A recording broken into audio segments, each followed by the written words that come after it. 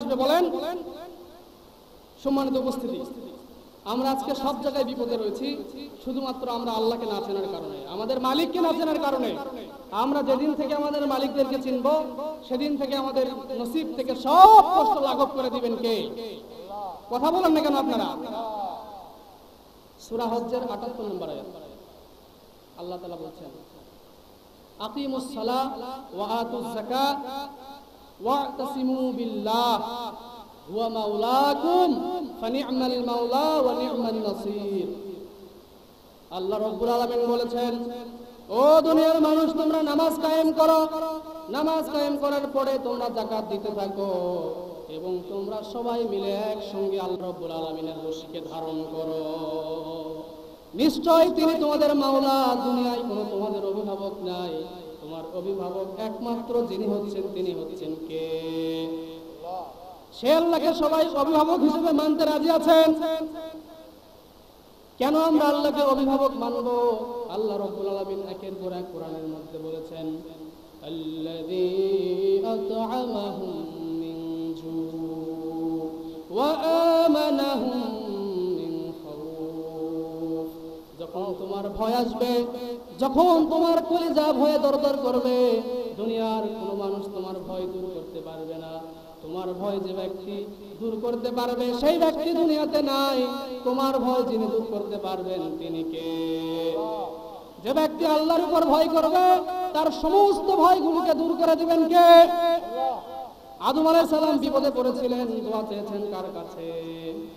পড়েন, রব্বানা যালামনা আনফুসানা ওয়া ইল্লাম তাগফির লানা ওয়া তারহামনা লানাকুনান্না মিনাল খাসিরিন। আদম যখন জান্নাতে অপরাধ করলেন, ভুল করে বসলেন, আল্লাহ রাব্বুল আলামিন তার ভুলের জন্য প্রায়শ্চিত্ত স্বরূপ দুনিয়াতে পাঠালেন। আদম আলাইহিস সালাম সবকিছু বুঝতে পেরে যখন দেখলো আমার আর কিছু করার নাই, তখন সবকিছু ভুলে গিয়ে একমাত্র যার কাছে হাত তুললেন তার নাম কি? কি বললেন? পড়েন, রব্বানা যালামনা আনফুসানা ওয়া ইল্লাম তাগফির লানা ওয়া তারহামনা লানাকুনান্না মিনাল খাসিরিন। আবার ইউনূস আলাইহিস সালাম বিপদে পড়লেন, মাছের পেটে ঢুকে গেলেন। গহীন সাগরের অতল গহ্বরে যখন ঢুকে গেলেন, তখন আর কাউকে দেখা পায় না, কারো দেখা মিলে না। তখন সেখান থেকে হাত তুললেন কার কাছে?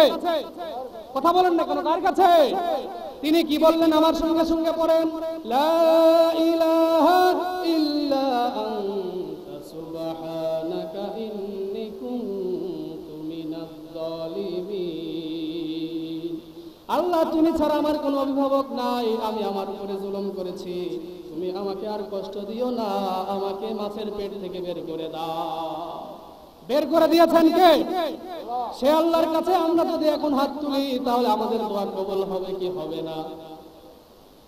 এই কারণে লোকমান হাকিম তার সন্তানকে আল্লাহকে জানাচ্ছে, ও আমার প্রিয় বৎস, তুমি দুনিয়ার সকল কিছুর ভয় বাদ দিয়ে দাও, তুমি একমাত্র ভয় করো তোমার আল্লাহকে। আলহামদুলিল্লাহ বলেন। কে কাকে উপদেশ দিচ্ছেন? লোকমান উপদেশ দিচ্ছে তার সন্তানকে। লোকমান আলাইহিস সালাম উপদেশ দিচ্ছে তার সন্তানকে।